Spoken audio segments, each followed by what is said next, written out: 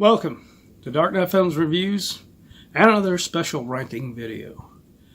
Tonight, I will be ranking the top 10 DC Comics movies. Now, this is not going to be a comprehensive list where I'm going to give you a lot of specifics on these films, just due to the fact that I probably plan on reviewing several of these films if I haven't already. So,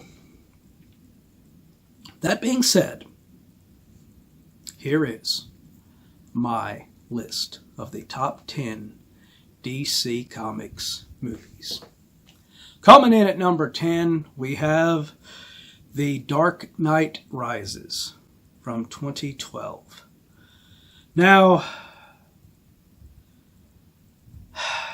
this film, it pains me to have to put it this low because it could have been so much better. Tom Hardy, one part of me loves his performance as Bane, and one part of me despises it just because of the way Christopher Nolan decided to make him a short,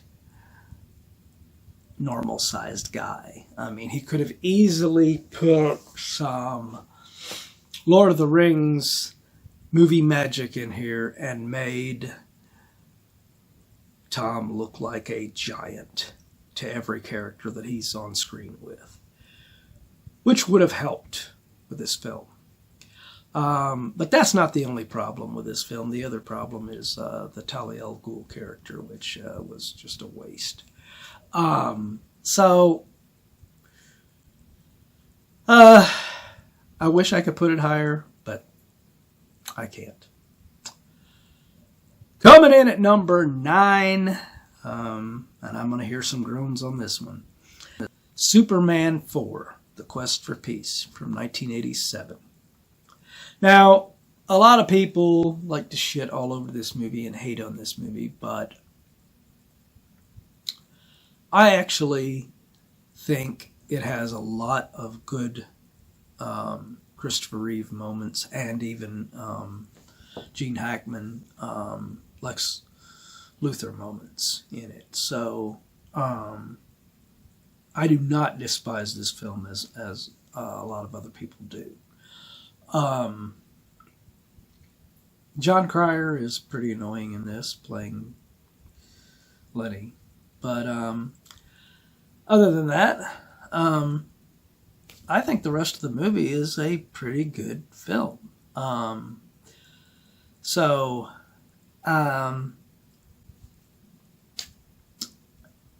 That's why it's where it is on my list. All right. Coming in at number 8, we have Batman Forever from 1995. Now, I'm not a huge fan of Jim Carrey. But, you know,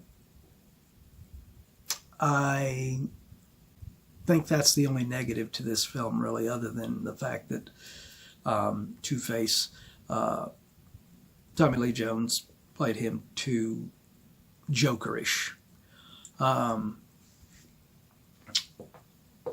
Val Kilmer as Batman was pretty good in this. Val Kilmer is just such a great actor. And I thought Chris O'Donnell was pretty good as Robin in this film. So, yeah. I don't hate this film like a lot of other people do. So, you know, sue me. Coming in at number 7, we have Swamp Thing from 1982. Now this one,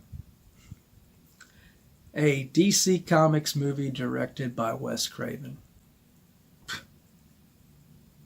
That's fucking awesome. And even though a lot of people complain about this film and say that, you know, it is a low rent, low budget variation on the Swamp Thing comic, I don't give a shit. I think what Wes Craven did with this film was very good. Adrienne Barbeau is gorgeous in this. And it's the makeup on Swamp Thing was pretty damn good for the time. I mean, even though I think the makeup on him in The Return of Swamp Thing was better, that film was not. That film was way, way down on my list. So that's why it's not on my top 10. So don't expect Return of Swamp Thing to be on this list. All right. Number 6 is Man of Steel from 2013. Man of Steel, to me, Henry Cavill was really good as Superman. I like Amy Adams as Lois. I like a lot about this film. I think it is a really good variation on the Superman story. Yes, they did go a little bit too dark on it and made it more doom and gloom, kind of like a Batman film instead of a Superman film. But to me, it didn't hurt the overall film. I went and seen this movie in the theaters back in the day, and I came out and I enjoyed it, afterwards. And I can still go back and watch it again and still enjoy it, which is more than I could say for the movies that came after this in the DC extended universe, unfortunately. Coming in at number 5, we have Superman 2 from 1980. Now, Superman 2, the one I watch all the time now, is the Richard Donner cut. And that was because that was pretty much his vision. And that's my go-to if I'm going to watch this film. The Richard Lester version of the film that came out in the theaters was hampered, and it never felt consistent. Certain scenes are really serious and everything, like Richard Donner directed them, and then you get Lester's scenes where he just went all full-on comedy with it, and I just don't like Lester's cut. I prefer the Donner cut, even though it does have some real bad inconsistencies throughout it. I still think it's the better version of Superman 2. Coming in at number 4, we have Batman Begins from 2006. Now this one, wow. When this one came out, I saw what they were doing with it, and I was like, Christopher Nolan is, doing an adaptation of Batman Year One, and I loved that graphic novel. Unfortunately, he didn't go that far with it, but it did have some of those vibes of the Batman Year One graphic novel, so I appreciated that, and that's probably why this film has a soft place in my heart. So, yeah, really great Batman film here. Coming in at number 3, we have The Dark Knight from 2008. Now, whereas Batman Begins started Christopher Nolan's series, this one pushed it into a new level. Heath Ledger's Joker is amazing. Aaron Eckhart's Harvey Dent is great. He's so charismatic, he's so cool. And Christian Bale's Batman is, as usual, just totally awesome in here. But yeah, this is how you step it up between the movies. It's a shame he dropped the ball on the third chapter, unfortunately. Coming in at number 2, we have Batman, released in 1989. Now, this film I've already reviewed on my channel, so if you want my full thoughts and everything about why it's this high on this list, just go watch that review right now. But yeah, I mean,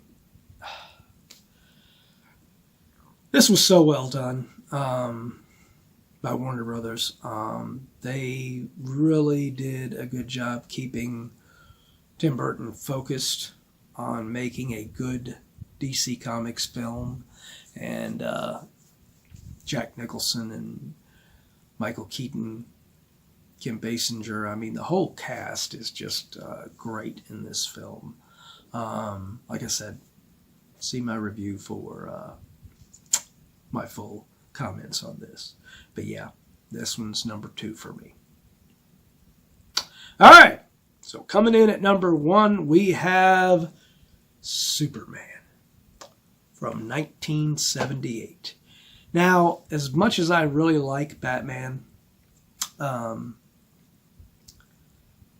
think Superman, directed by Richard Donner, was the better film.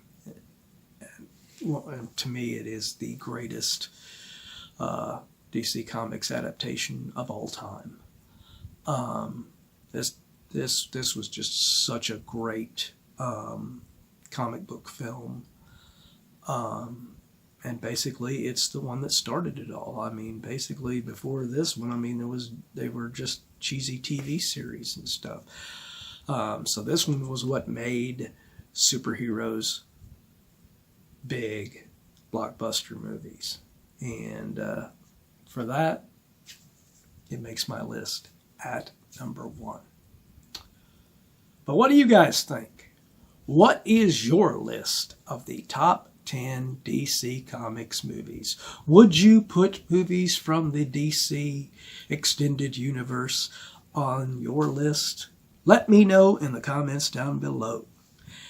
And, as usual, if you like this review, do not forget to like, share, and subscribe, because it really does help this channel out a lot.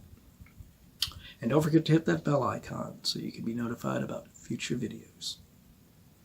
All right, that's the end of another ranking video. Be sure and join me tomorrow for my final ranking video of this special week of videos. Until then, thanks for watching.